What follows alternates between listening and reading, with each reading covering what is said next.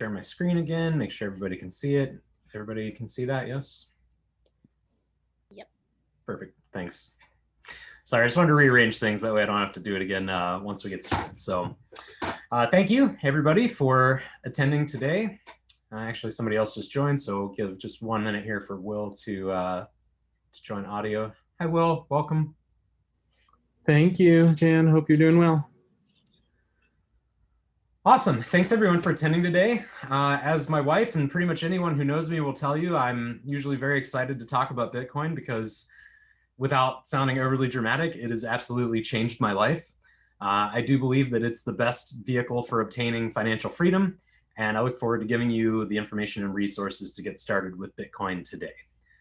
So before we do dive into the presentation, I wanted to briefly set some expectations for what this class is about, or maybe more aptly, what it's not about. This is not a get-rich-quick scheme, although there are plenty of people, not me, just to be clear, there are plenty of people who've been made fabulously wealthy through Bitcoin within a relatively short amount of time. However, I think it's helpful to think of Bitcoin not as a get-rich-quick scheme, but instead as a method to stop getting poor over time due to inflation. There's also no sales pitch on this call. I'm not selling anything. In fact, as I mentioned to most of you just a minute ago, I'm actually going to be sending you some Bitcoin here in towards the end. Give me just 1 second. Actually, I just had somebody email me and say that the link isn't working, so bear with me for just a moment. I'm going to shoot them a copy of the link. Bear with me for just a minute here.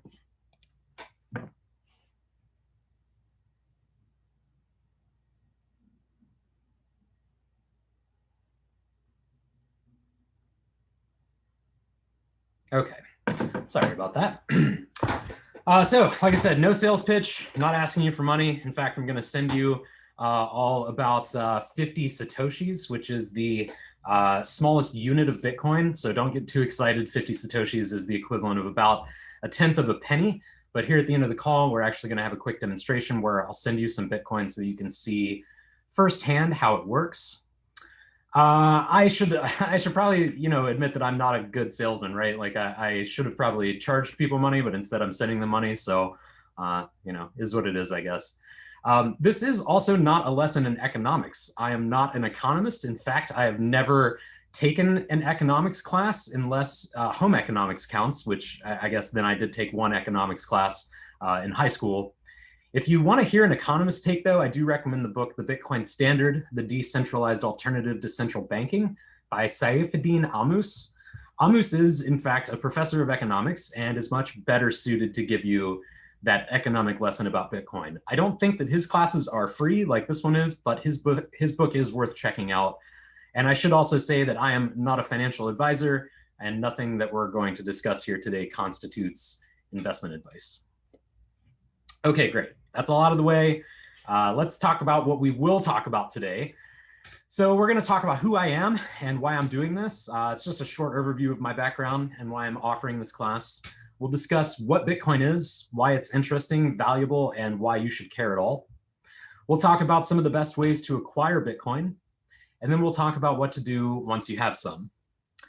I don't have this on the agenda, but as I mentioned, in between that, okay, I have Bitcoin, now what, and the Q&A session, we are going to have a brief demonstration of the Lightning Network, which is an ultra-fast settlement layer that's built on top of Bitcoin. So I'll be sending all of you a small amount of Bitcoin so that you can see firsthand how it starts or how it works. And then we'll end with a Q&A session.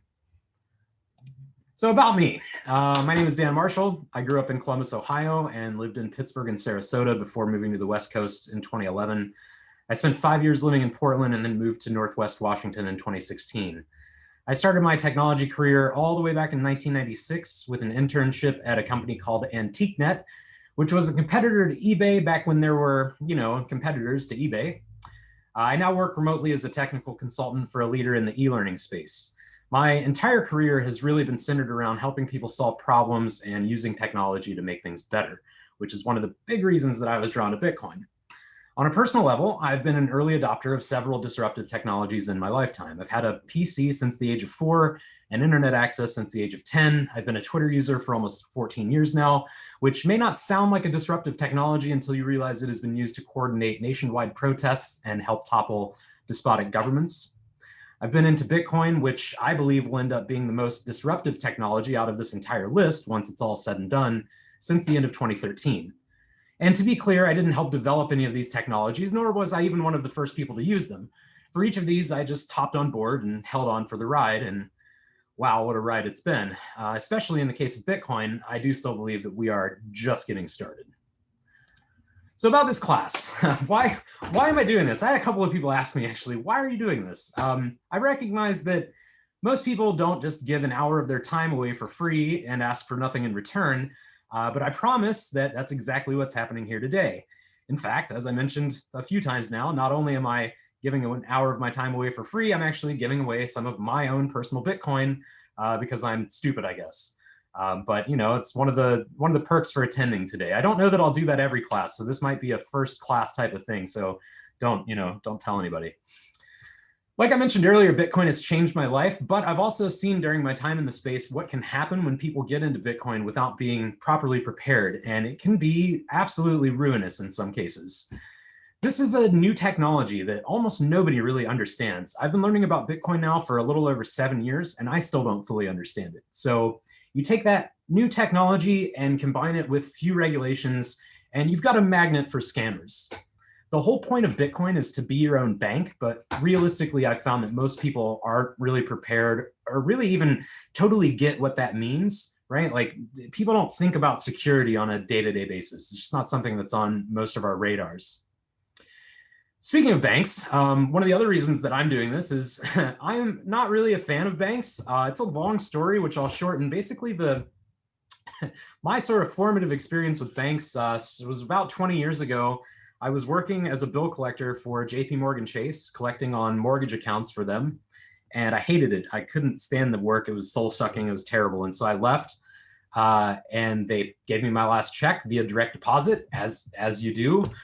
And then about 28 days later, they pulled every last cent of it back out of my checking account without any kind of notice. I had no phone call, no letter. This was in the early 2000s, so email wasn't, as much of a thing used by companies, but no email, no notice at all of like, hey, we're taking this money back. And obviously I had spent, a good part of it by a month later, and threw me into a negative balance. And I wasn't able to get enough money together to pay it off. And about 3 or 4 months later, the bank just charged it off. They wrote it off, and they put me on something called check systems, which I don't know if you guys are familiar with that, but it's basically like a credit bureau for banks. And once you're on check systems, you're on it for 3 years. And during that time, at least back then, I think it's changed a little. There are some banks that will give you an account if you're on check systems, but back then, none of them would do business with you. And so for 3 years, I went without a bank account. I had to pay cash for most things. I paid my bills in money orders until I lost a money order in the mail, at which point I just started paying them in cash at the grocery store customer service counter. I don't know if any of you have lived that kind of life. It's actually a life that's lived by millions of Americans even today without access to the financial system, and it's terrible. You are nickel and dimed on everything, and what sucks is that you don't have nickels or dimes because you're so broke. But every time you pay anything, you're paying a fee for it, a fee at the grocery store counter, paying a fee for the to cash your paychecks. I had to pay a 5% fee at check cashing places for years just to cash my paychecks from my full-time job. And so at the time, there wasn't really an alternative, and now there is. And so needless to say, the idea of spreading word of that alternative is very appealing to me. I'll also probably offer some type of consulting services in the future, just because if you want to up your security profile when it comes to Bitcoin or do something like accept it at a point of sale, it does take some technical know-how. I want to be clear, though, that even if I do start offering paid services around Bitcoin, this course will always be 100% free. There's never going to be any kind of upsell sales pressure tactics. I hate that kind of stuff. And so I just try and stay away from it myself. Okay, so we've got who am I? Why am I doing this? I feel like that's probably not why any of you are here. So let's get into the meat. And before I read this quote out loud, since I'm sure some of you have already read it, I do want to acknowledge that this quote sounds like some kind of marketing pitch, but I think it's important to have some context for the person who wrote this quote, Andreas Antonopoulos. He's a nerd, not a marketer. So his quote is that Bitcoin represents a fundamental transformation of money, an invention that changes the oldest technology that we have in civilization. And he said that in a few speeches, but this exact quote comes from his book, The Internet of Money. As a native citizen of Greece, I think Andreas Antonopoulos probably has a lot of reasons not to trust banks or government-issued currency, or it's also called fiat. You'll hear me use that phrase a few times. So just know that when we're talking about fiat, we're talking about the money that's printed by those central banks of governments. And if you're not familiar with Greece in particular, I suggest that after this call, maybe go to Google and look up Greece financial crisis to learn a little bit more. So I'll tell you in my words what I think Bitcoin is, but before we get to that, I mentioned earlier, and I'll say again, just so in case I think a couple of people joined after this, it's not super important to know, but try to remember that one Bitcoin is composed of 100 million of the smallest units of Bitcoin, which is known as the Satoshi, or SAT for short. For a fun trivia fact, the Satoshi was named in honor of Bitcoin's pseudonymous creator, Satoshi Nakamoto. And so that's why the smallest unit is called a Satoshi. You can think of it as a Satoshi is sort of like a penny to the dollar, except instead of 100 pennies equaling a dollar, it's 100 million Satoshis equaling one Bitcoin. So here's my take on what Bitcoin is. Bitcoin is the world's first successful, decentralized, peer-to-peer, scarce digital currency. So it's a lot of buzzwords. Let's try and break some of them down. First of all, it's really important to know that Bitcoin is at its core just a distributed ledger. It's like a balanced checkbook, except everyone running a Bitcoin node has a copy of that checkbook that gets updated automatically every time new transactions are made. That ledger contains every single Bitcoin transaction from the very beginning of the Bitcoin network in January 2009, all the way up to present day. So almost 12 years of data, with new batches of transactions added roughly every 10 minutes. This ledger, by the way, is also known as the blockchain, which is a word that you've probably heard at this point. I know that it's been used in the news a lot. So just know that when people are talking about blockchain, that's really all they're talking about. It's just a distributed ledger of transactions that is sent to all the different nodes around the world. So by the way, that's probably tens of thousands of nodes at this point, which we'll talk about in a minute why that matters. So I want to go word through word by this quote and again, kind of break down some of those buzzwords for the different qualities of Bitcoin and why they matter. So the first one is decentralization. And really all that means is that there's no central authority for Bitcoin. There's no common or consolidated point of failure that the government or banks or other companies can try and sue or shut down or exploit. This makes it incredibly resilient to attack and difficult to stop. Think about like a cloud of gnats. You can't really do anything about it except just maybe ignore it and hope that it leaves you alone. I mean, how do you shut down 30,000 nodes on every single continent at the exact same time? You don't. So next is peer-to-peer. And really all that means is person to person or entity to entity. It really just is meant to mimic cash transactions. So like if you and I were in a room together, nobody could stop me from handing you cash and we could transact. There's not really anybody else involved in that except for person to person. And that's how Bitcoin is. So Bitcoin is basically a digital analog for that process. It's also the first digitally scarce object that has ever existed. And so we could probably spend like an entire hour talking just about this. And I don't really want to get too deep into the technical nitty-gritty about what is Bitcoin, but what's really important to know is that before the existence of Bitcoin in January 2009, any digital object could essentially just be copied, right? Like a file, you can copy and paste the file, and it's essentially an exact copy of that digital object. Bitcoin uses a cryptographic proof of trust model, which, again, without getting too deep into the nitty-gritty, it's just very important to know that it uses cryptography, which is the same type of technology that secures bank accounts and government secrets all over the world. But it uses that cryptography to make sure that each Bitcoin that you own is unique and that only the person who holds that private key for that cryptographic signature is able to spend it. That turns out that's a really powerful thing. That's actually a problem that has dogged computer scientists for decades, and Satoshi Nakamoto solved that problem.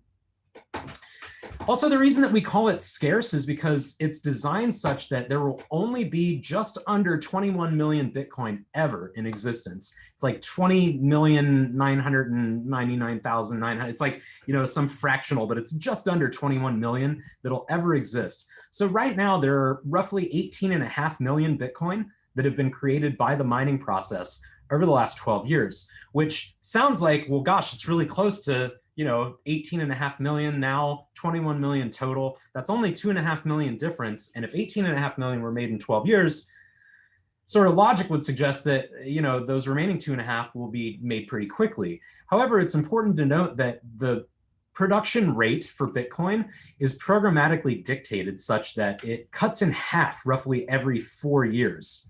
So what that means is right now there's like 1 million or so Bitcoin that are created per year, right? Because it's been cut in half already 4 times since the beginning of Bitcoin's existence. And so by the next cycle, when that's cut in half, which will be in about 2024, there will be like 500,000-600,000 created every year. And so that keeps cutting in half such that the remaining 2.5 million Bitcoin will actually take about another 120 years to mine. And so that production schedule has been defined by the code of Bitcoin out for the next 120 years till the year 2140.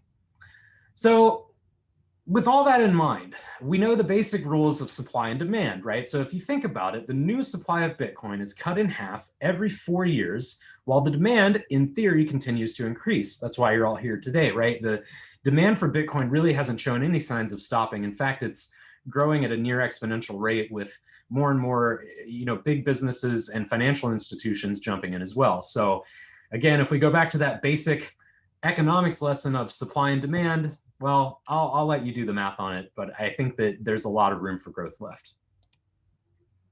Cool. Okay, so we've got the who am I, why am I doing this, and what the heck is Bitcoin part of the presentations out of the way. So that said, I think it's important to note here before we start digging in a little more into some of the other topics that this is obviously a high-level overview. I don't think anybody wants to sit and listen to me talk for like 3 hours today.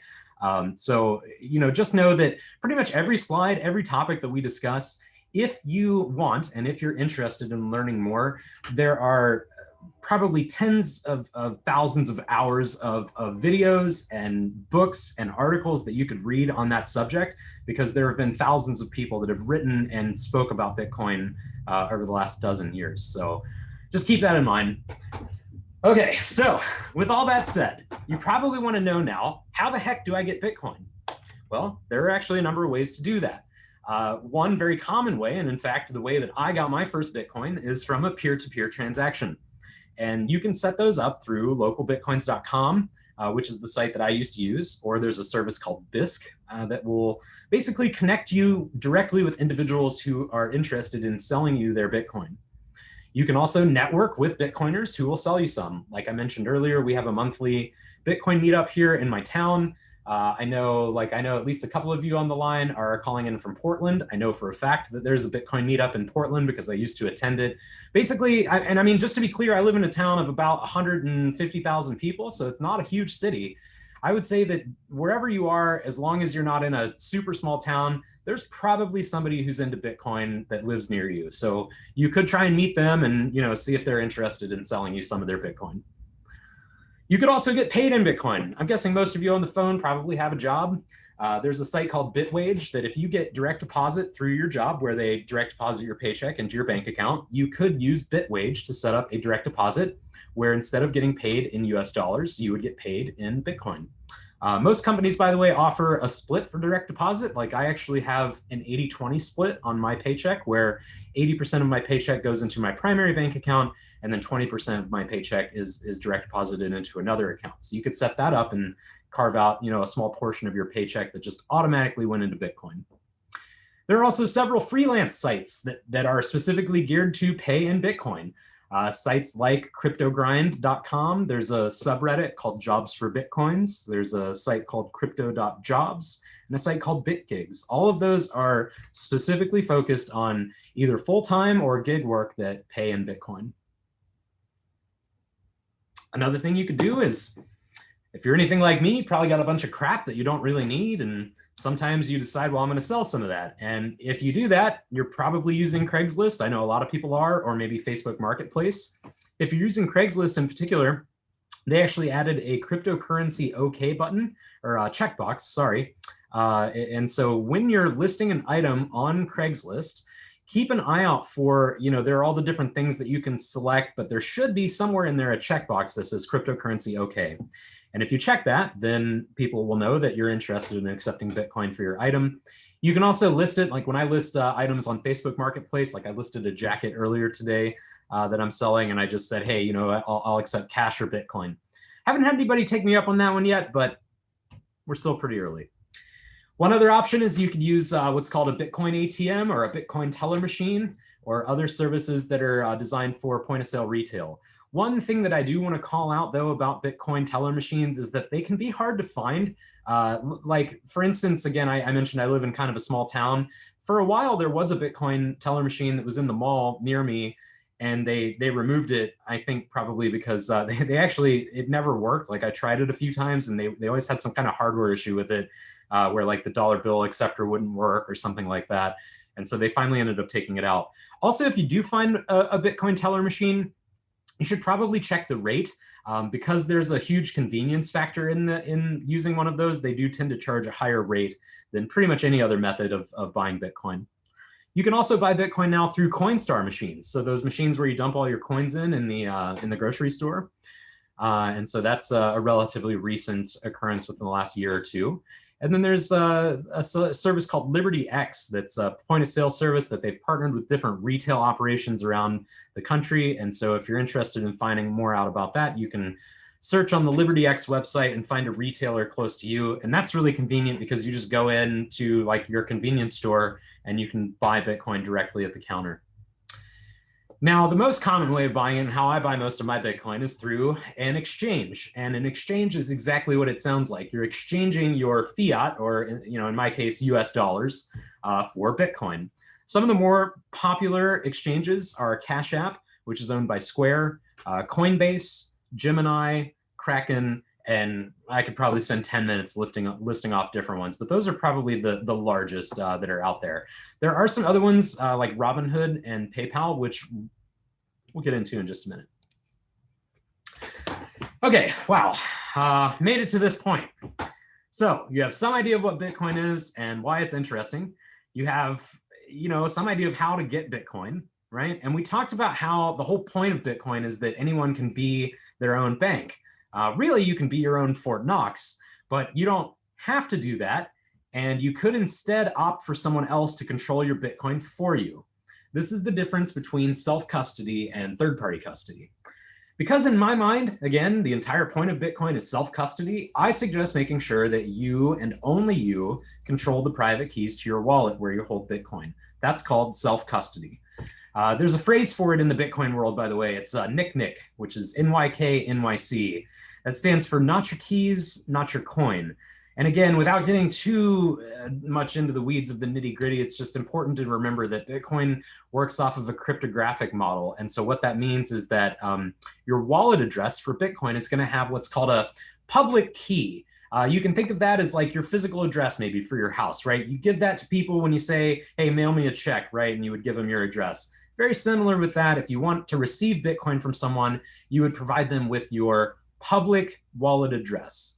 Now, for each public wallet address, there is an associated private key.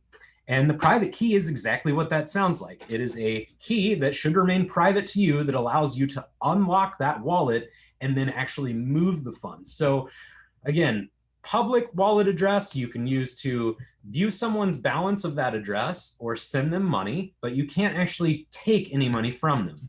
If you wanted to take money from a wallet, you have to be able to control the private key. So really all this means is when you buy Bitcoin on an exchange, you should move it pretty quickly to a wallet that only you control. And it's important to note that if the platform you're using doesn't offer this feature, then you didn't buy real Bitcoin. And I just said that we'd talk about Robinhood and PayPal again. This is when we're going to talk about them because they're two huge platforms that do this. And that's why I don't recommend them. You're basically just betting on Bitcoin's price. You're not actually buying Bitcoin. And I think that's a really important distinction. So when we talk about a wallet you control, there are really two main types of wallets for that. And so, give me one second here. There would be a software wallet or a hardware wallet. And a hardware wallet is just a specialized hardware device that's designed to securely store the private keys to your Bitcoin wallet. The software wallet, though, is an application that, just to be clear, you guys can see the large version of this, right? You're not just seeing like my notes. Anyone? We see the big version. Okay, thank you. I just wanted to make sure. I just had a freak out moment because I got a pop up on a different window, so just wanted to make sure. Sorry about that. Okay. Freak out avoided. So the hardware wallet is, like I said, just a specialized hardware device that's designed to securely store those private keys to your Bitcoin wallet. A software application is just that. It's an application, or a software wallet is just an application that runs on your computer or your phone. And you could use either. I have software wallet on my computer and my phone, and I have a couple of hardware wallets. So any of them will work. I do recommend, though, a hardware wallet once you have, I don't know, it really depends on each person. I would say in general, once you have more than about $500 worth of Bitcoin in US dollars, it's probably worth buying a hardware wallet to secure it. And I do recommend a cold card or a Trezor. The reason that I don't recommend Ledger, they just recently had some issues with safeguarding their customer data. And while that doesn't mean that you're going to lose your Bitcoin necessarily, it does mean that there are hackers out there who know, oh, this person owns a Ledger wallet because Ledger didn't properly secure their customer database. So that could mean that you get more phishing attacks that are sent your way of people trying to, get your Bitcoin. One really important call out when we're talking about wallets, by the way, is that when you set up your own self-custody wallet, whether it's a hardware or a software wallet, you should be asked to write down a series of 24 words. Those are known as your seed phrase, and they're really just a friendly way of storing that long alphanumeric private key. Like if you look at a private key, it just looks like complete gibberish. But these seed words are a way to take just commonly used words like, aardvark or closet, and you can have 24 of those that actually, when run through an algorithm, can spit out that private key. So it's really important to note when you write these words down, you need to keep them very safe. You should write them on paper. Don't photograph or email them to yourself, since that's a good way to lose your money if your iCloud or Dropbox or Gmail or whatever cloud service gets hacked. You should write them on a sheet of paper. Then you should copy that again to a second sheet of paper. And then you should hide both sheets of paper somewhere very safe and preferably in separate locations. And that doesn't have to be like anything extreme, right? Like if you have a shed, for instance, you could hide one in your shed and then one in your safe, something like that. That way, if your house burns down, you don't have to worry about, losing that seed phrase. You could also go for a more robust method of storing them, by the way. You can buy metal plates and stamping kits to stamp the words onto the metal plates. Obviously, those are a lot more resistant to fire and other sorts of damage.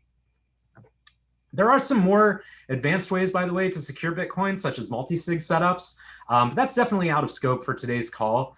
However, if you're interested in learning more about that, let's definitely connect after the call. I've set up a few multi-sig wallets now, and it's a really interesting process. What a multi-sig wallet is, just to give you a quick overview, it's exactly what it sounds like. When you have multiple wallets set up You have to have, it's, think of it as like in the movies when they're showing the guys that are turning the keys at the same time in the missile silo so that, you know, otherwise the missiles won't launch. That's pretty much how a multi-sig wallet works. If you don't have multiple keys that you're able to sign that transaction, you're not going to be able to move the funds. So one thing that I want to do today is I want to walk through one of the attacks that you might see in this space. And I do want to be clear, while this story is just a made up one for illustrative purposes only, millions of dollars worth of Bitcoin has been lost in this exact same way. So the names and the details might not be, you know, true necessarily, but the overall story of like how this happens very often. So I'm going to tell you the story of Steve. And Steve attended this class, but he completely ignored the part about self-custody, like I'm sure some of you will as well. He kept his Bitcoin on an exchange, and then he logged in about 2 months later, and there was a 0 Bitcoin balance in his account. So let's talk about where he went wrong and how to avoid ending up in a similar spot. First, Steve bought his Bitcoin on Coinbase, and then he left it there instead of moving it to a hardware or a software wallet. He thought that it was safe to do this because he had set up what's called two-factor authentication on his account, meaning that any bad actor would need both his password and a one-time code that's generated each time he logs in. However, Steve used the same password for his Coinbase account as he did for another site, and that site got hacked, and then those credentials were leaked by hackers onto the darknet. He also set up the two-factor authentication for his Coinbase account such that it sends a text message to his cell phone with that one-time code, which left him open to what's called a SIM swap attack. A hacker then found Steve's credentials online.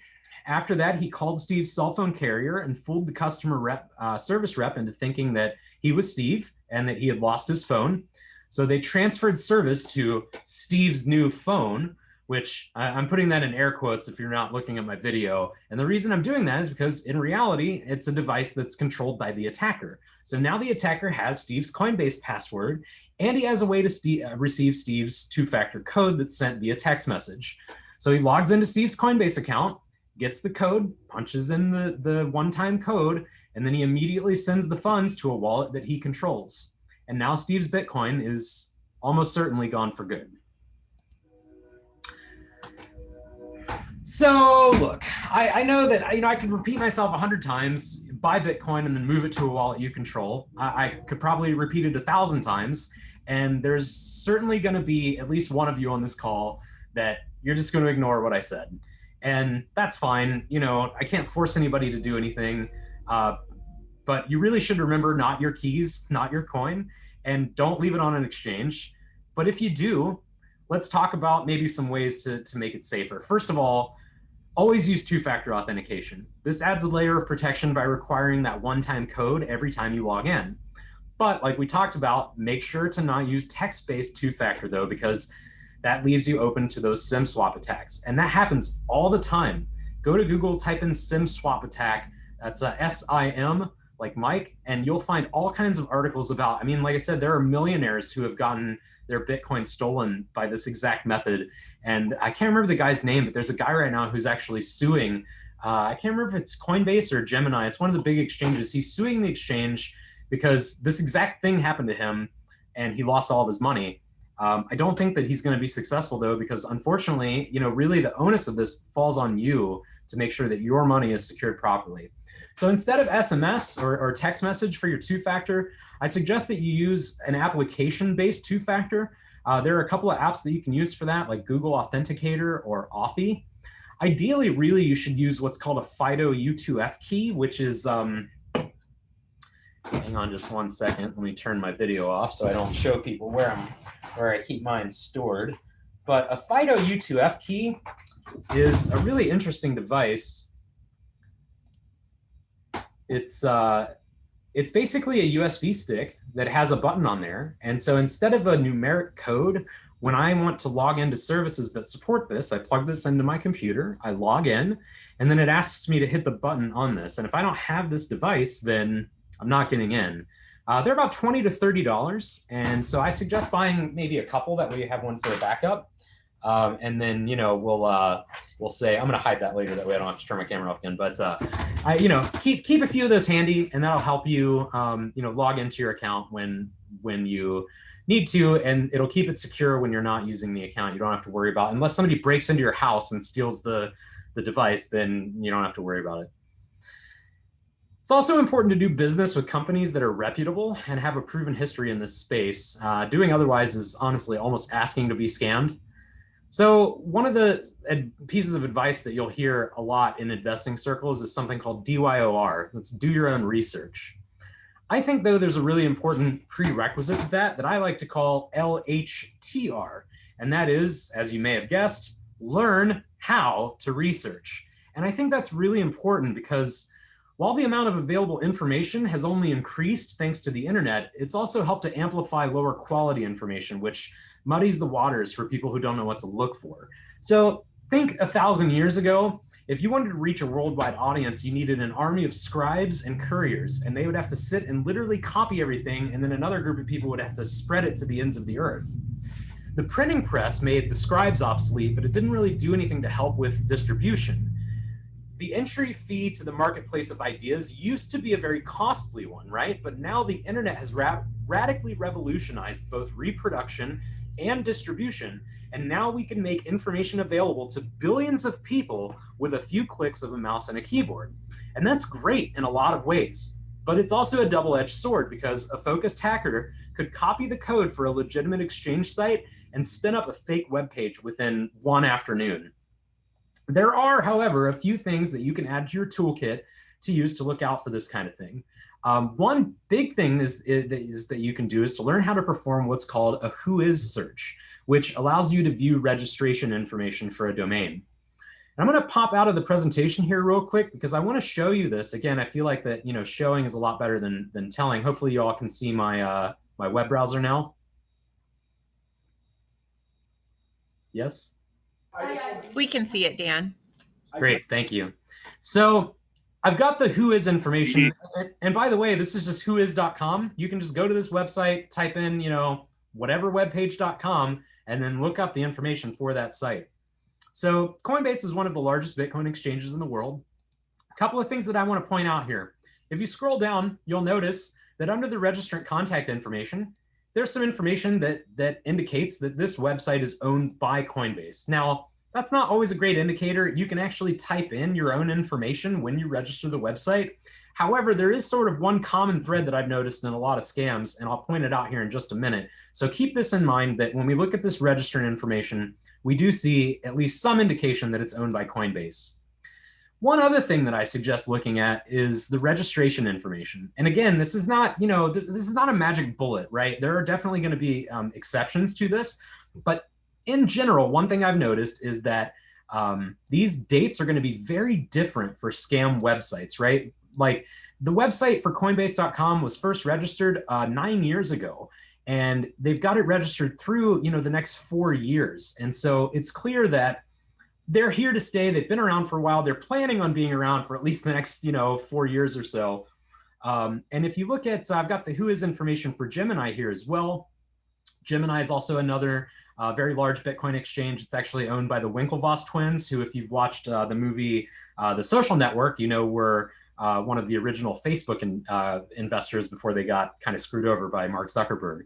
And so now they run a Bitcoin exchange, and like Coinbase, you can see that the registrant is shown as Gemini.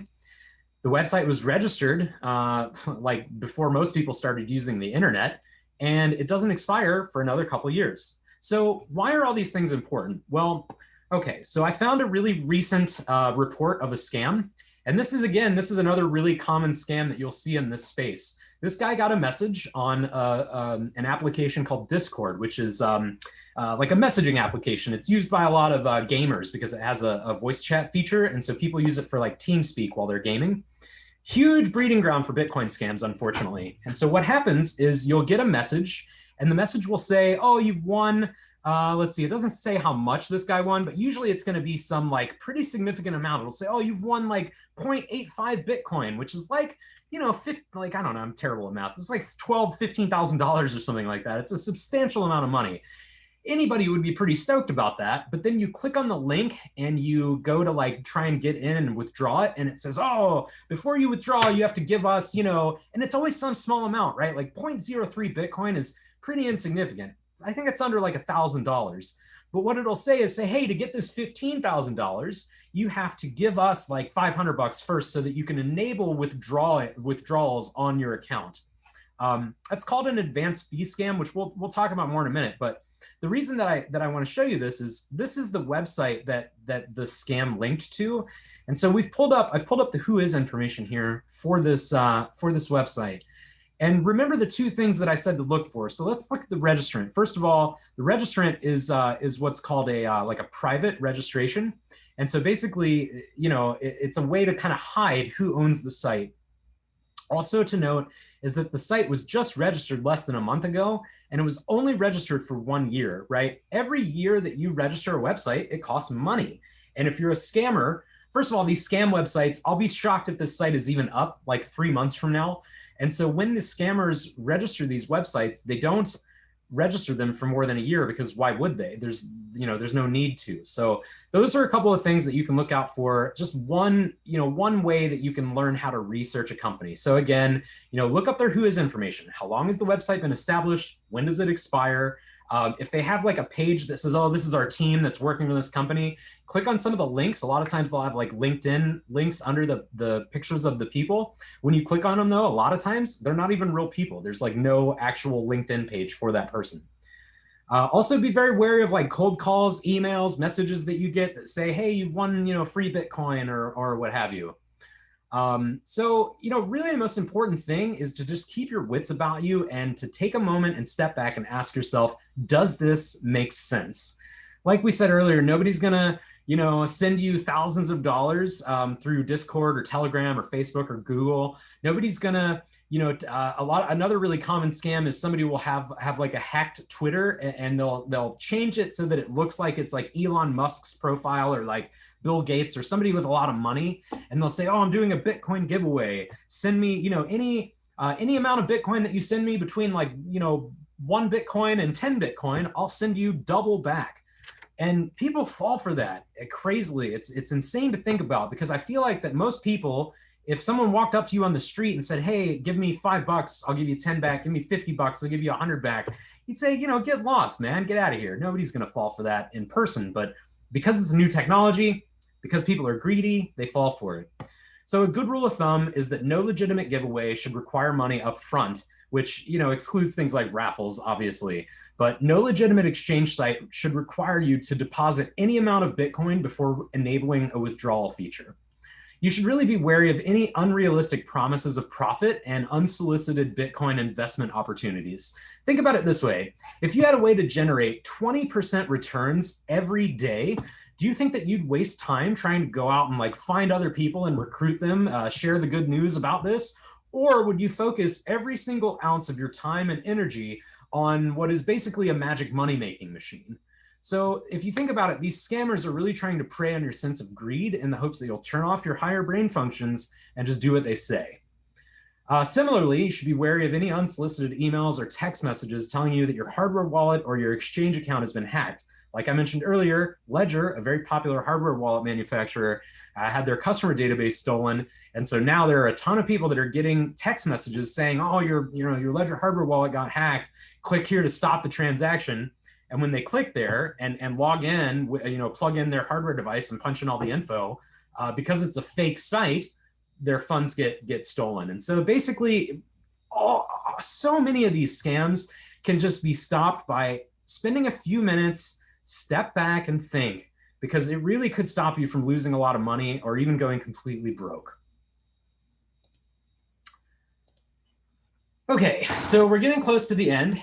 Thankfully, my mouth is very dry, and I'm sure you're all tired of hearing me talk. I also know that this is a lot of info. That's why I'm recording today's session. So I will make sure to follow up with a recording of today's call, and I will send a PDF copy of this deck to everyone. I do want to cover a couple of sort of final notes, though. Again, I'm not a financial advisor, but some sort of general investing tips. And this is broader than Bitcoin. This is really about investing in anything. It's very important that you never invest more than you can afford to lose, right? If you need the money for your rent, if you need the money for your food, you should not be investing in anything. You shouldn't be investing in Bitcoin. You shouldn't be investing in the stock market, gold, anything. If you need that money for like day-to-day necessities, that should be what you're putting it towards, just to be very clear. You should always be skeptical in this, especially in this space, and use common sense when evaluating investment claims. Learn how to research and then do your own research. Do not trust people. And that includes me. If I tell you something, don't just take my word for it. Go look it up. I also recommend that you not try to day trade Bitcoin. In my experience, both firsthand and from what I've observed in other people, there's a really good chance that you're going to lose money rather than turn a profit. And so if you want some further reading on that, I've actually linked, which you can't click on it now, obviously, but when I send you this deck, you should check out this article called How the Easiest Bitcoin Short of Our Lives Turned Sour. And it's about a group that tried to day trade Bitcoin, basically, and they lost a lot of money. And so I do want to end with, well, before we get into the quick Q&A session anyway, I would like to do a brief demonstration of the Lightning Network, which is that fast settlement layer that's built on top of Bitcoin. And so I sent an email yesterday that I asked, asked you to download Wallet of Satoshi. I'm curious if anybody had a chance to do that. I've done that, Dan. Hey, cool. Thanks, Rachel. Awesome. So I'm going to send you, and I'm actually going to send anybody on this call who wants to do this. We can, but I think just for the purposes of time, I think it makes the most sense to just do, one, just so you guys can kind of see it and see how it works. And then after the call, you're welcome to email me with your Lightning invoice, and I'll send you some, which I'll tell you how to generate that here in a minute. So Rachel, go ahead and open Wallet of Satoshi for me. Okay, then, do you guys want to go to Mimi and Bob's house? Perfect. And so once you have it open, hit the receive button in the upper left. Okay. Now we could do this. There's a QR code here, but honestly, I found that it's kind of difficult to like get that to work through webcam. If we were in person though, the QR code is like the best way to go, right? Because you hold your phone up, I scan it, and then we're done. But it's difficult to do that. So if you tap the QR code though, it should copy that invoice to the clipboard. Mm-hmm. And then go ahead and email that to me. Or if you've got an easy way to throw it into the Zoom chat from your phone, feel free to do that either way. You what? Probably. Yeah. I'll do email because I'm not sure how to stick it in the Zoom chat. Yeah, no problem. Okay, let's go. So, and again, it's important to know, right, for the folks on the phone that if we were in person, the QR code is really the quickest way to go. We would have already been done. And so now we're going to go into Wallet of Satoshi. And Rachel, I want you to, since we can only share one screen at a time, ideally we'd be able to kind of show both, right? Because I love to show sending the Bitcoin and then how quickly it gets received. Yeah, so do me a favor and just, you should feel your phone buzz when I send this. And so I'd love to kind of demonstrate how quickly this goes. So again, I'm going to send you 50 Satoshis, which is less than a penny. Oh, oops, I've got the wrong thing here. We'll see. Oh, for crying out loud. Go ahead and hold up that QR code. I'm just going to try it. Thanks.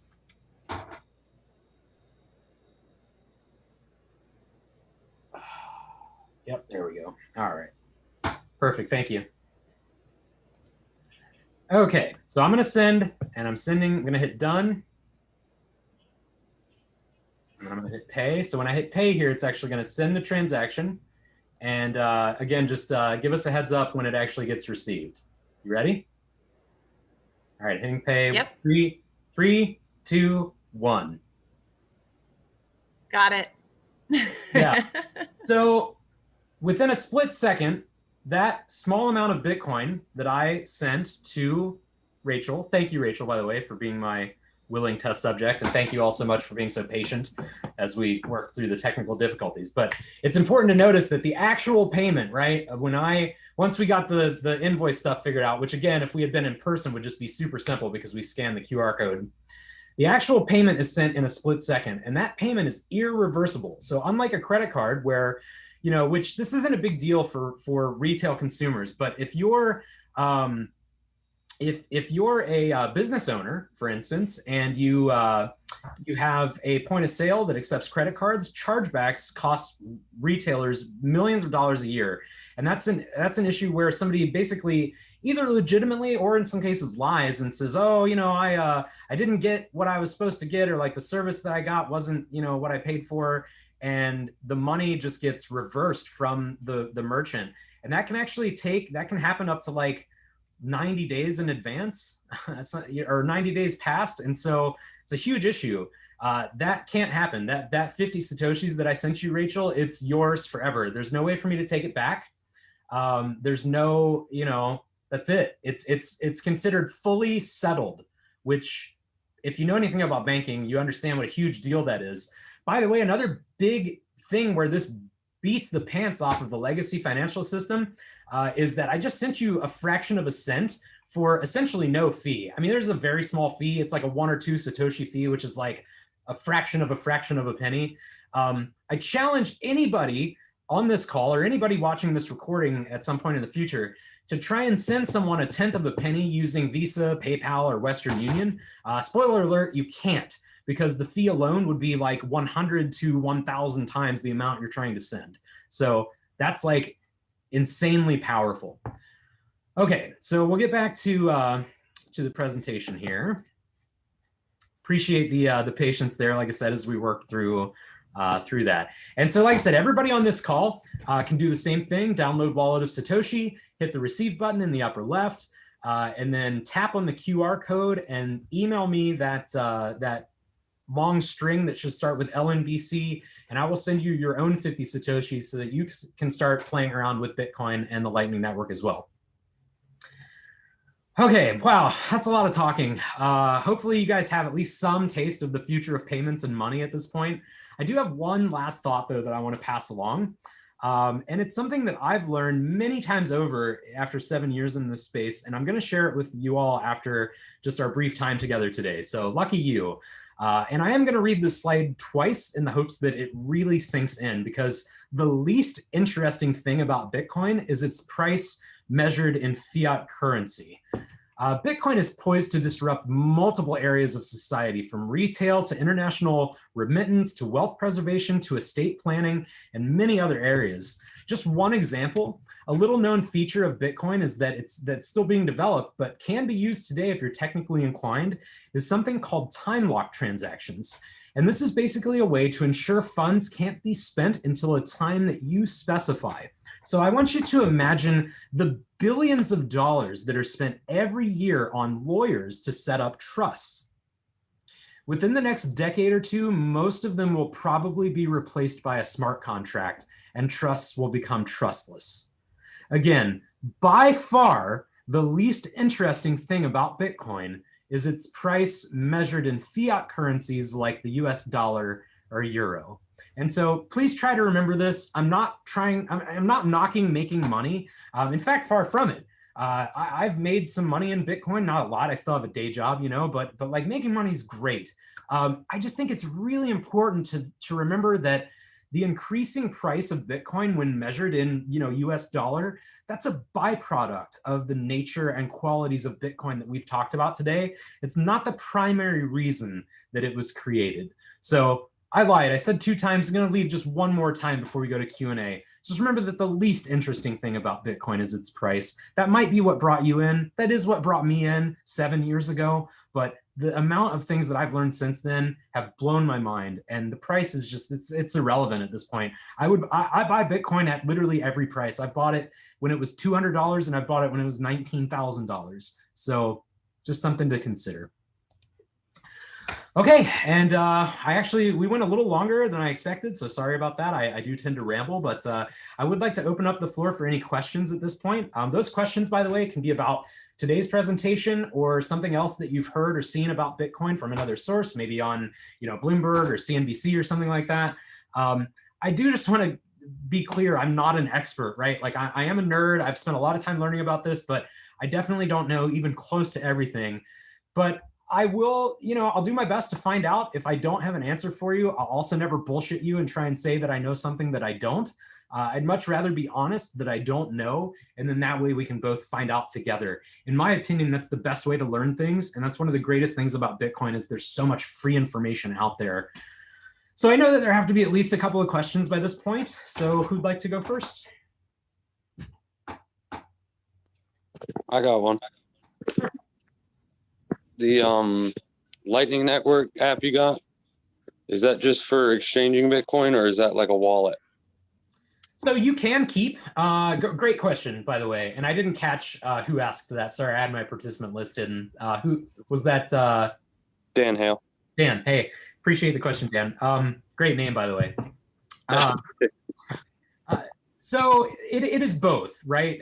You can use it to store Bitcoin. I personally, so it's really important to know that the Lightning Network is technically in beta. Like it's been under development for a few years, and it is, it is definitely improved over that time, but it is still technically beta software. So I personally, I don't know if you noticed when I was sharing my screen, I keep about $90 worth of Bitcoin in there, just because it's great to use for like these kinds of demos and stuff like that. The bulk of my Bitcoin, though, I keep on a hardware wallet. I actually use what's called a cold card. And so if you'll remember earlier, I recommended either a cold card or a Trezor. The cold card is Bitcoin only, where the Trezor can actually do some other cryptocurrencies as well. But I don't really do anything with other cryptocurrencies. So I use that cold card because I find that it's the most secure way to hang on to it. But I would say, if you end up with a little bit of Bitcoin in there, you probably shouldn't worry about it. I'd say maybe once it gets over about $50, maybe consider moving some to a more secure wallet that's on the main chain. Lightning Network is like it's a layer that operates on top of Bitcoin. And so in order to fund that Lightning wallet, you either need somebody to send you Bitcoin that is already on the Lightning Network, or you need to send a transaction through the Bitcoin main Bitcoin network to fund that Lightning wallet. All right. I don't want to take anyone else's time, but what would you recommend for on-chain wallet? Because I got a couple thousand in Bitcoin. Okay, yeah, definitely. So I think, it depends, right? Like I really strongly recommend, especially if you have a couple of grand at this point, man, like buy a hardware wallet. A cold card, I don't remember what they cost. Give me a second here. Cold card is made by a site called CoinKite. And so if you go to coinkite.com and then check out, they have a couple of different products, but really the cold card is like their only hardware wallet, right? And so it looks kind of like a calculator, but yeah, I highly recommend these, and they cost, let's see, boy, they don't really have their price anywhere, do they? I want to say they cost about $120, right? And so like $120 to secure, thousands, especially if Bitcoin continues to rise in price, man, right? Like if Bitcoin hits, I mean, granted, I'm a bit of a true believer. I honestly believe that within the next 5 years, Bitcoin's going to be 100 grand per Bitcoin. So like if you have a few grand now and it goes up 5x, then at that point you've got like what, 10, 15 grand, something like that. Again, not great at math, but at that point, it's a no-brainer that you're going to want some kind of specialized hardware device to keep that stuff safe. It's just going to make you sleep more soundly at night, man. That said, though, if you're not ready to pull the trigger on a hardware wallet, you could use like on your phone. Do you have an iPhone or an Android, Dan? I got an Android. I got bybit.com wallet. Okay. I'm not familiar with that one. I would say let me make a note. I have an Android phone. My main phone is an iOS phone though, and I don't really use my Android phone all that often. But I do have a couple of hardware or a couple of software wallets on there. So let me get an email to you. Do me a favor and send me your email address here in Zoom just in case I don't have it, and then I'll email you with some recommendations. All right, yeah. My mistake, it was bitcoin.com wallet. Yeah. Oh, bitcoin.com. Yeah. The bitcoin.com, I don't know, without getting too far into it. So there are a few forks of Bitcoin, which is basically Bitcoin is an open source project, right? So you can actually take Bitcoin's code, you can copy it, and you can launch your own Bitcoin. Now, some of you might be confused by that because earlier I mentioned that the sort of the key thing about Bitcoin is that it can't be copied. But what's important to know is that, you know, it's almost like taking a picture of something, right? Like you've basically taken a picture of it. It's not the same as the original. So like nobody can copy the original Bitcoin, but you can copy its code. It was released as an open source project intentionally so that anybody could take the code and do whatever they wanted with it. One of those forks of Bitcoin is something called Bitcoin Cash. And the long story short, Bitcoin.com is owned by the people who split off that Bitcoin Cash fork. There are some kind of like shady business practices that they've done in the past. They don't do it anymore, but in the past they used to have stuff that would say like buy Bitcoin, and you click on it and it would take you to buy Bitcoin Cash instead, which is not Bitcoin, right?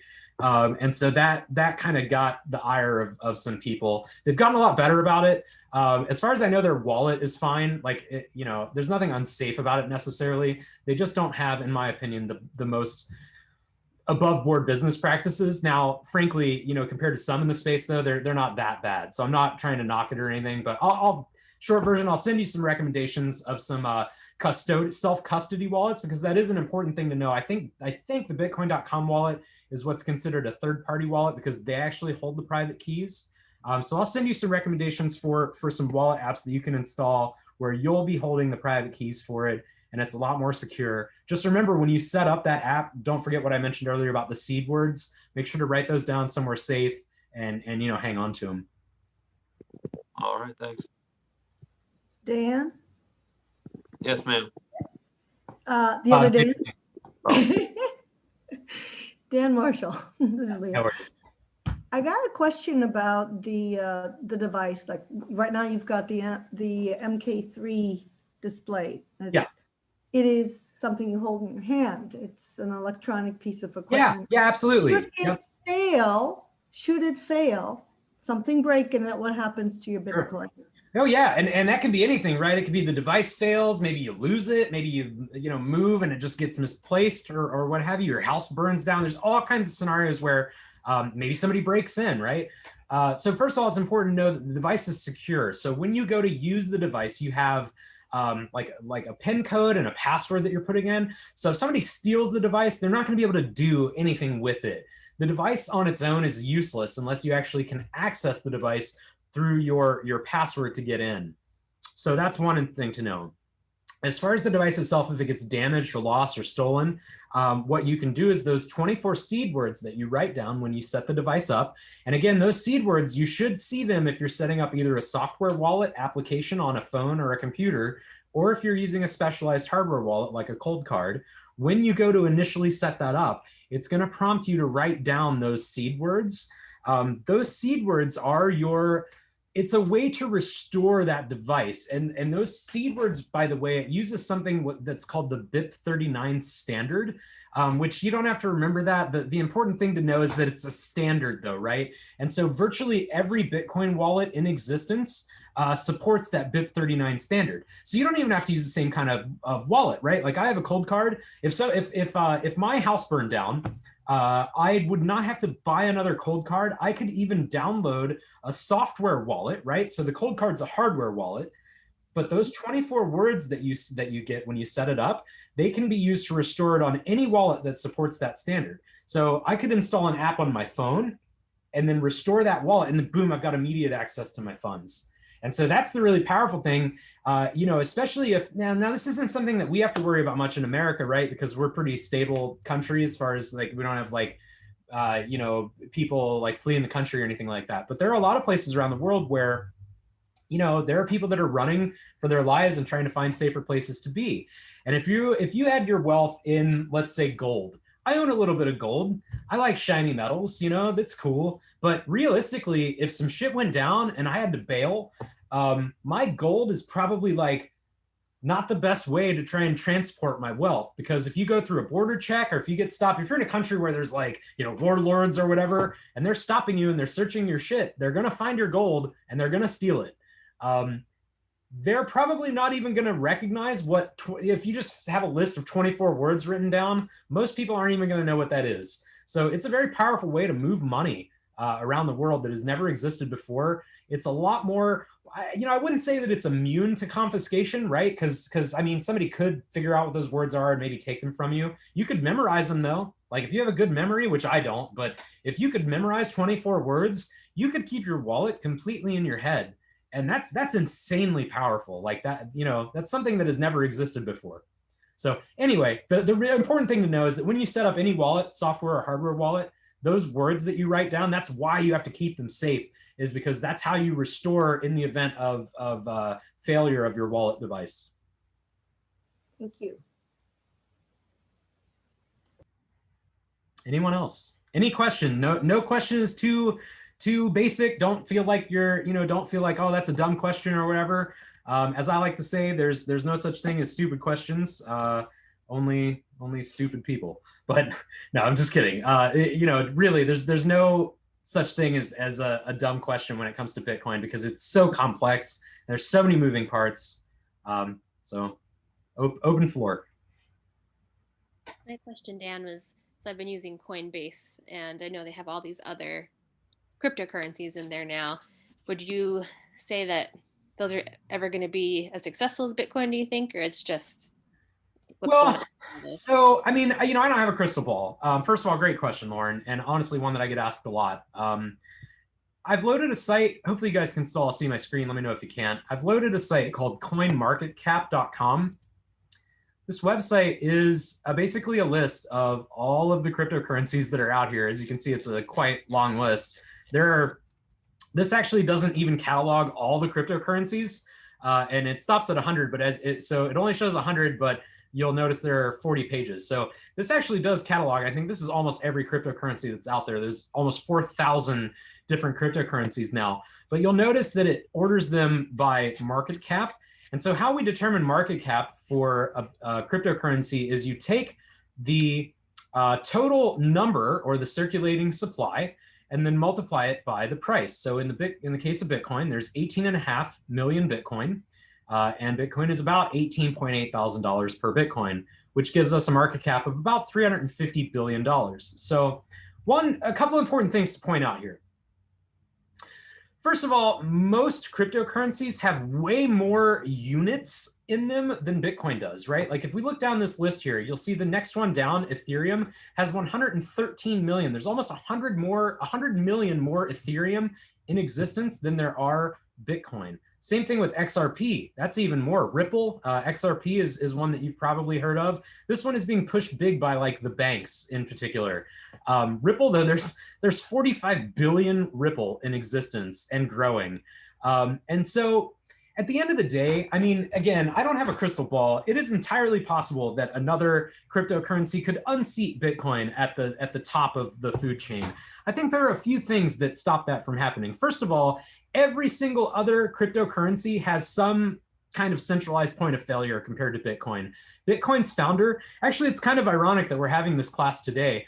Today marks the 10th anniversary of Satoshi Nakamoto, the creator of Bitcoin. He created Bitcoin. He worked with it for about a couple of years, and then he disappeared. His Bitcoin has remained untouched. He has not touched, I mean, he has something like over 1 million Bitcoin. I mean, he's probably one of the richest people on the planet, but he has not touched that money. He disappeared exactly 10 years ago today, and nobody has heard from him since. I think that's a really powerful thing, and here's why. So Ethereum, which is the #2 cryptocurrency by market cap compared to Bitcoin, Ethereum was started by a guy named Vitalik Buterin. He's a young guy, he's like in his 20s, really bright guy. However, maybe 2 or 3 years ago, there was a big rumor that went around that Vitalik had died in a car accident. And when that rumor spread, the price of Ethereum dropped like 30% in one day. And that's, in my opinion, that's a pretty big point of failure. Now, what's crazy is Vitalik didn't even die. He's still alive. So my question is, what happens when he actually dies? What's going to happen to that coin? What's going to happen to like the governance of that coin, right? Because right now, Vitalik has a huge amount of sway. If Vitalik says, this is how I want Ethereum to be developed, that's probably how it's going to happen. Bitcoin has nothing like that. There's nobody to sue. There's nobody to take down. That's a really powerful thing, that decentralization. Also that scarcity, like we mentioned, that there will only be 21 million Bitcoin, where by comparison, most of these have, 31 million, all over the place. Almost all of them, though, are way more than Bitcoin. So it's more scarce, it's more decentralized, and it was also the first. So it has that like giant network effect going, right? Like, again, if we're looking by market cap, Bitcoin has a $350 billion market cap just on its own. The total market cap of all cryptocurrencies, again, that's almost 4,000 cryptocurrencies, is actually listed right up here. It's 550 billion. So that means that Bitcoin alone is more than half of the total global cap for all cryptocurrencies, and the remaining like 399,901 of them add up to like, you know what, like 40%. So I won't say that it's impossible. I will say that it's unlikely. I will also say, go ahead and buy some altcoins if you want. I would say maybe don't spend more than like $50 on them though. I went through that phase. At one point, I owned like 40 different cryptocurrencies, right? Because I figured like, oh, I'll throw like $100 at this, $100 at that, and if they go crazy, then like my $100 will be like $1 million. I lost money on literally almost every single one of them. Most of them, if I had kept most of them, they'd be worth less than $10 now. So, I won't say that it's impossible. I will say that I think it's highly unlikely. I only buy Bitcoin at this point. I only recommend that people buy Bitcoin at this point. But check them out. Feel free to. I mean, there are some interesting ones, I guess. Like Chainlink is interesting. I know they've been doing some stuff with some major companies. Like, I won't ever tell anybody what to do. I would say if you have the spare cash and you want to throw a little bit of money into altcoins, sure, why not? That helps. Thank you.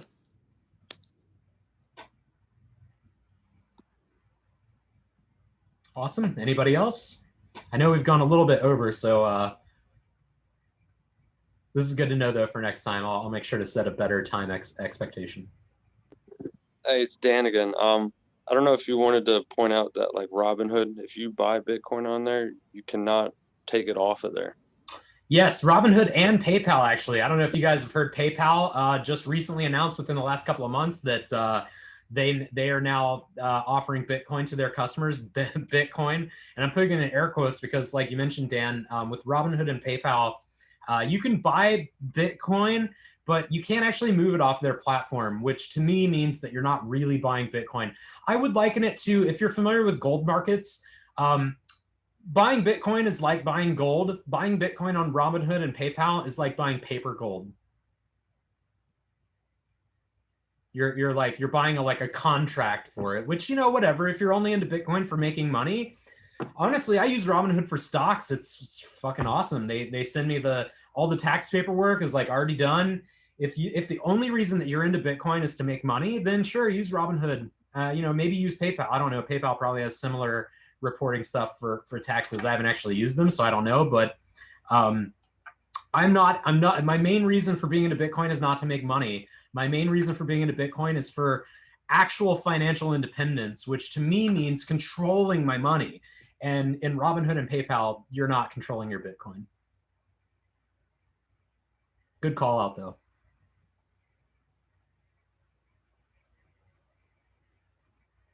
Awesome. Anybody else? If not, we can, I guess, wrap it up. And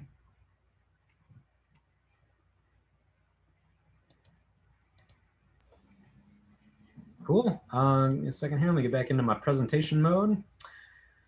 Awesome. Thank you so much for attending. You all should have my email address, and I will probably offer this course again. So if you know other people that are interested, feel free to have them reach out to me. I don't have a sign-up form yet for the other class. I'm not entirely certain when I'm going to do it. At this point, I'm not sure if I'm going to do it, monthly, or I'm thinking probably more like quarterly. I think probably once a quarter, I'll have, a Bitcoin 101 class for people that are interested in kind of getting started. Like I said, I've been learning some more advanced stuff lately. I've set up a few like multi-sig wallets over the last couple of months, and been kind of getting into more, more of the. I've not done a time lock transaction yet, but I think within the next month I want to try and do my first time lock, where, which again, time lock is that way where you send a transaction, but you say, hey, recipient, you can't spend this money until whatever date. And so I think that'll be a really interesting thing to play around with. So I'll probably be messing with that. So if you're interested in kind of diving deeper, I'll be sending out a recording of this call and the deck. And I'm also going to send out some resources that you can use for, additional reading, It'll also have some videos, since I know, some people are readers, some people are video watchers. I try and do both. So fortunately, I have resources for both as well. So I'll be sending out just some, some book recommendations, some free articles that you can read online, and some free videos that you can watch to learn more about, again, what I believe is the most disruptive technology of our lifetimes. When I talked earlier about the printing press and how the internet has revolutionized the printing press, Bitcoin, there's a reason that Andreas Antonopoulos called his book The Internet of Money. Like, his book about Bitcoin is called The Internet of Money. It's because Bitcoin is the internet of money. Bitcoin is going to do to money what the printing press did to, or what the internet did to the printing press. It's going to bring it into the 21st century and absolutely revolutionize the transfer of assets around the world. So thank you so much for joining today. And if you have any questions, feel free to reach out.